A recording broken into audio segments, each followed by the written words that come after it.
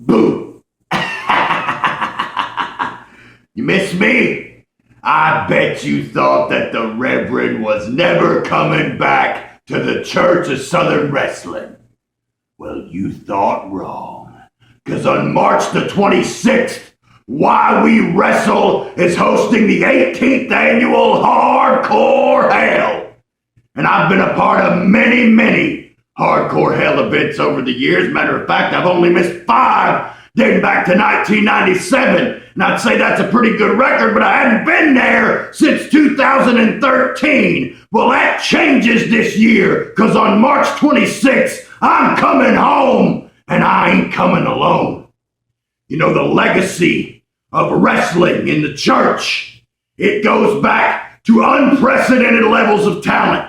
Men like AJ Styles, Xavier Woods, Dash Wilder, they represent what we accomplished there on a global level each and every week. But one thing that's often overlooked is the legacy of hardcore wrestling violence and bloodshed that the church has seen over the years. I'm talking about some of the greatest hardcore wrestlers of all time to compete in wrestling, period, have walked through those doors. Men like New Jack, Sabu, the American Dream Dusty Rhodes, Abdullah the Butcher, Dory Funk Jr., Iceberg, Tank, and the man who will be standing across the ring from me and my charge on March the 26th, Masada.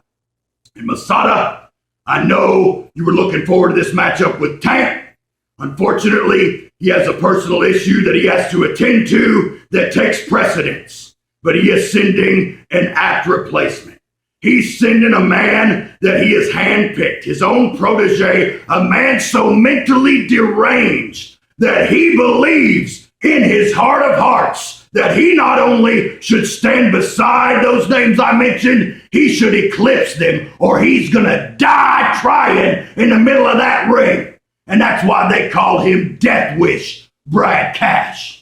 And no, he's not related to Johnny, but maybe he is. He actually doesn't know who his daddy is. The line on his birth certificate just said 10,000 Maniacs. He's got no talent for singing or songwriting, but he is an expert and an artist at human pain and suffering.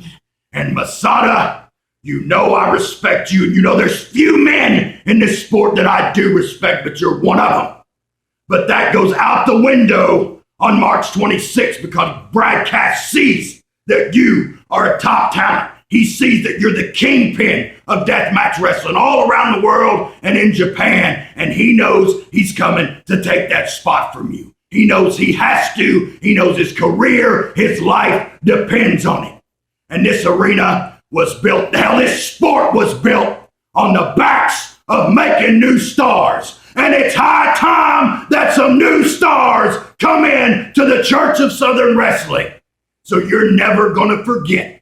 I give you my word in blood that you will never forget the night Brad Cash walked through that curtain, wielding a hacksaw, a death wish, and a pair of balls to take out the best match wrestler in the world.